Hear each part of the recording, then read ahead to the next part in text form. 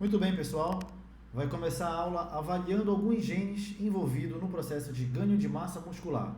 A gente sabe que o processo de ganho de massa muscular envolve muito mais do que a nutrigenética e nutrigenômica, né? Envolve também toda a parte da bioquímica, a parte ambiental, a parte da herança genética, e é por isso que estou aqui, para falar de nutrigenética e nutrigenômica, para explicar para vocês alguns dos genes que favorecem o ganho de massa muscular. Para isso, eu separei 5 genes, os principais genes, que pode fazer com que você avalie, a expressão e a desexpressão deles para saber como é que anda o seu metabolismo de ganho de massa e de queima de gordura. Quanto mais você expressa os seus genes para ganho de massa, mais oxidação de gordura você tem, né? A gente tem que também olhar esses fatores. E nós vamos olhar primeiramente para o gene PGC1-alfa, tá? Que é um gene de muita relevância no ganho de massa muscular, né? O gene PGC1-alfa é um gene regulador crítico no desenvolvimento e manutenção do tecido muscular esquelético, né? É uma proteína que desempenha um papel fundamental na regulação do nosso metabolismo energético, especialmente pela parte da mitocôndria. Quando a gente fala de gene PGC1-alfa, a gente tem que botar em mente logo a nossa mitocôndria. A gente sabe que quanto maior a atividade mitocondrial, maior é a oxidação de gordura e maior é o nosso ganho de massa muscular, né? A regulação da mitocôndria, do processo de biogênese mitocondrial, é conhecido por desempenhar um papel central na regulação da biogênese, e ele atua como um fator que estimula a produção de novas mitocôndrias, ou seja, quanto maior a expressão do gene PGC1-alfa, maior é o estímulo de nascerem novas mitocôndrias. Nascendo novas mitocôndrias, o que acontece? Acontece o ganho de massa muscular e a oxidação de gordura. É como se fosse dois gatilhos, ou dois interruptores. Um liga, o outro desliga. Quando o interruptor, da expressão genética do gene PGC1-alfa, ele aumenta, a desexpressão genética do gene FTO diminui, Por quê? Porque nós temos o gene expressivo para obesidade, Então o que acontece? Quanto mais mitocôndrias nós temos no nosso organismo, maior é a oxidação de gordura, fazendo com que as interleucinas inflamatórias acabam diminuindo, fazendo com que criem novas mitocôndrias para que aconteça esse estímulo, do PGC1-alfa fique mais ativado, e isso garante uma boa qualidade na nossa questão de ganho de massa muscular, Então os nutrientes específicos podem ser incorporados à dieta para ativar o PGC1-alfa e otimizar os resultados no nosso treinamento, A gente sabe que quando a gente começa a malhar, a gente entra na academia, o nosso gene PGC1-alfa ele já é ativado pelo fator do exercício físico. E também tem a ativação do gene PGC1-alfa pela alimentação. E João, agora eu te pergunto, quais são os alimentos, que a gente tem que consumir, que a gente precisa consumir para o nosso PGC1-alfa ficar expressivo, Que é uma expressão benéfica. Expressar esse gene, ele é muito importante, porque eu sempre friso, priorizar a expressão genética quando a gente tem o fator antagônico dele, que é o fator de oxidação de gordura. Quando a gente expressa o gene, eu vou repetir isso sempre. Um gene benéfico a gente é expressivo, o gene oxidativo ele reduz. João, pela alimentação, qual é o gene qual que é o alimento que a gente precisa comer, que precisa colocar na boca, para a gente poder ativar esse PGC1-alfa? Ácido alfa-lipoico, coenzima Q10, resveratrol, creatina, ômega 3 e cafeína. Então a gente monta estratégias nutricionais durante o seu dia inteiro para que você mantenha sempre ativado. Você manter ativado o seu gene, você tende a não se preocupar com o acúmulo de gordura. É isso que faz você se sentir pelo menos mais respaldado, sabendo do que a sua gordura está sendo sempre utilizada. Por quê? Pela ativação do gene PGC1-alfa através das mitocôndrias. Então a gente pode utilizar o alfa-lipoico, a coenzima Q10, o resveratrol do vinho, uva, açaí, os alimentos roxos, o epigalocatequina galato também, que é uma substância muito importante aí para ativar o gene PGC1-alfa, creatina aí, também temos o ômega 3, que a gente pode tomar de manhã, de tarde ou à noite, ele exerce uma função anti-inflamatória global, né? Por exercer essa questão anti-inflamatória global, a gente tende a oxidar gorduras porque ele diminui o processo de inflamação.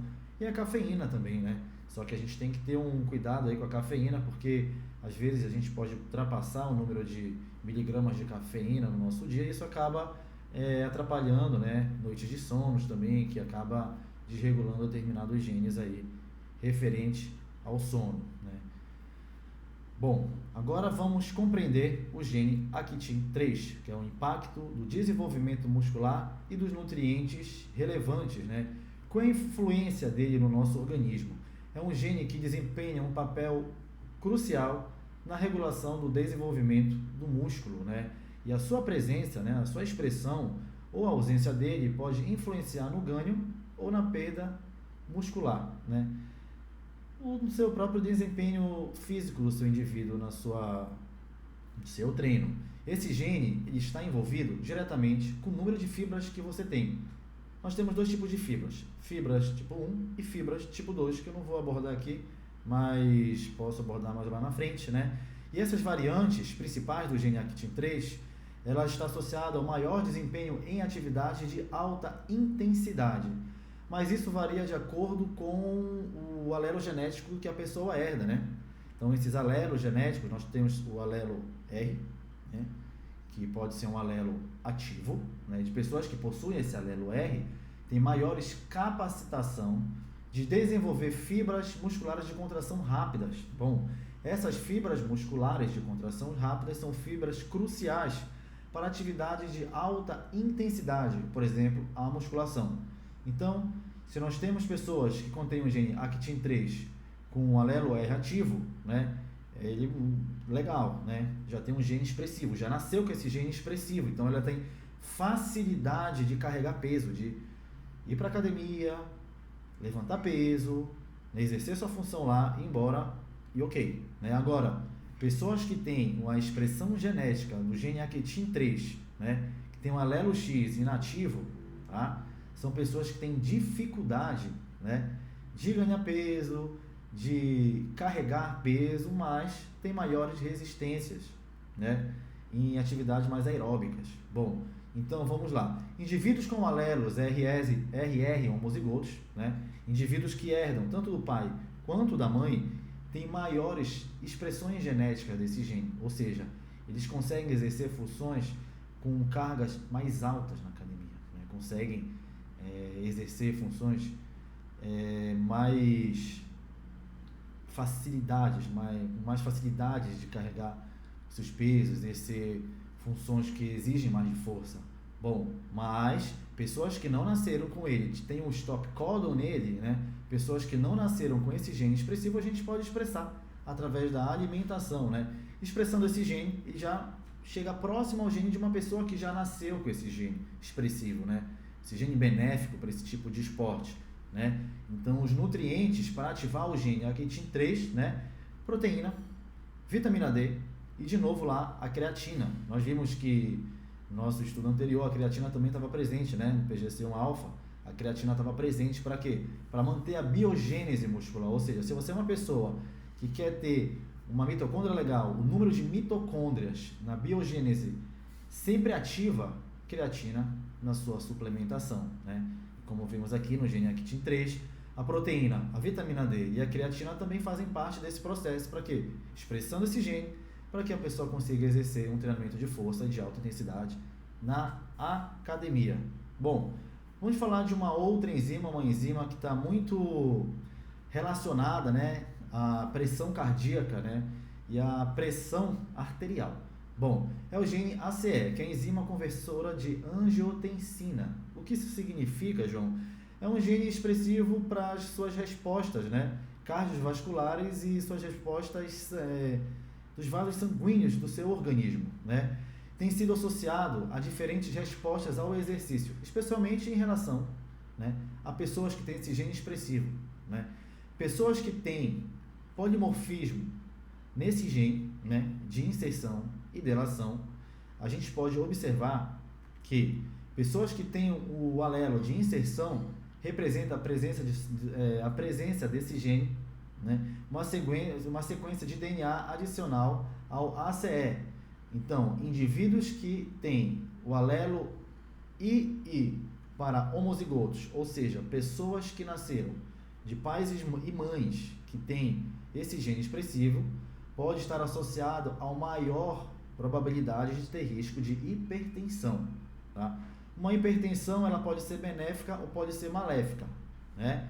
Mas nós estamos falando do gene ACE. Quanto maior a expressão desse gene, maior é o risco de hipertensão, né? E a maior capacidade de metabolizar a angiotensina. Pode estar associada também com desempenho atlético superior em esporte de resistência, como corrida, treinamento à distância. E então, essa pessoa que tem um gene ACE expressivo no gene e do alelo homozigoto, né? Expressivo é uma pessoa com alto rendimento para corrida, né? Não é uma pessoa que tem um rendimento para carregar peso. Ou seja, se no nosso teste genético a gente presencia que o gene ACE tem um homozigoto para o alelo II, quer dizer então que essa pessoa é mais adepta para corridas, maior eficiência na circulação sanguínea, né? E nós temos também o alelo D, que representa a ausência na sequência adicional do DNA ACE, né? Indivíduos com alelo DD homozigotos herdados de pai e de mãe podem ter níveis mais baixos dessa enzima, né? O que está associado a menor capacidade de metabolizar a angiotensina e, potencialmente, tem um menor risco de hipertensão, né? Pode estar associado a um desempenho esportivo mais eficaz quando a gente se trata de força. Então, pessoas que têm o gene ACE com o alelo delação DD homozigota herdado de pai e de mãe têm mais probabilidade de exercer força no seu treinamento. Pessoas com alelo I têm mais probabilidade, né, a exercer provas de resistência, prova de corrida, né, devido à sua eficiência na circulação sanguínea. Bom, o tipo de variante ACE também pode influenciar na resposta individual do treinamento físico, como eu tinha falado.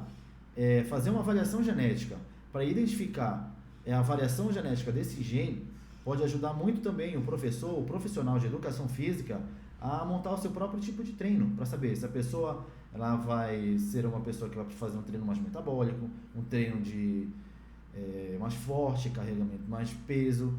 Então nós temos aí esse gene que ele é muito importante para a decisão, né, de como é que o profissional, tanto da área da nutrição como da área do exercício físico, pode conduzir o seu paciente, o seu aluno, na sua resposta através da análise genética do gene ACE, que é responsável justamente pela pressão dos vasos sanguíneos e do posicionamento cardiovascular, né?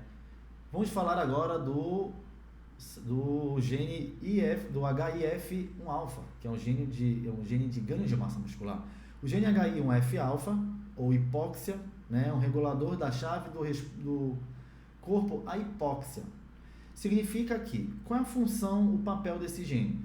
Quanto mais a gente expressa esse gene, que significa que é um gene benéfico, viu? Se você expressa o gene H1F1-alfa, significa que essa pessoa tem a probabilidade de, quando na falta de oxigênio, conseguir resistir ao exercício que ela está exercendo, né? Quanto maior for a expressão do gene HIF1-alfa, maior é a resistência dessa pessoa e desempenha um papel importante na regulação da resposta ao treinamento de resistência e de hipertrofia muscular. Ele é ativado em resposta à hipóxia relativa, que ocorre durante o exercício intenso, estimulando a adaptação muscular anaeróbica. Quer dizer, aquele momento que você está sentindo falta de oxigênio, que você está cansado, quem que está exercendo aquela função é esse gene, o HIF1-alfa, né? Por trás, por baixo dos panos, ele está exercendo essa função.